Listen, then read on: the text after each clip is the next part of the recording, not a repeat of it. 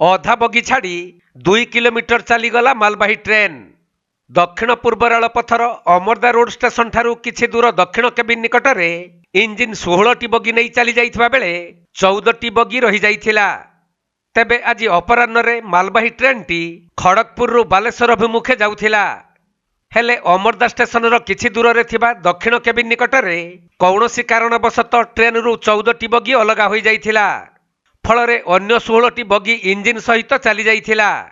ତେବେ 2 କିଲୋମିଟର ଯିବା ପରେ ଲୋକ ପାଇଲଟ ଜାଣିପାରି ଟ୍ରେନ୍କୁ ଅଟକାଇବା ସହିତ ରେଳ ବିଭାଗର ଅଧିକାରୀଙ୍କୁ ଜଣାଇଥିଲେ।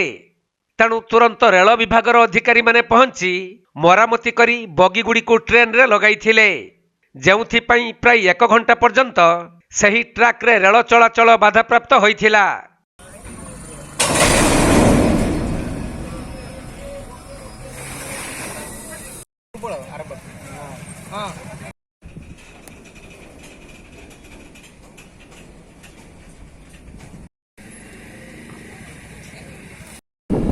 ବାଲେଶ୍ୱର ଜିଲ୍ଲା ବାଲିଆପାଳରୁ ସୁଭାଷ ଦାସଙ୍କ ରିପୋର୍ଟ, କୋଣାର୍କ ଲାଇଭ୍।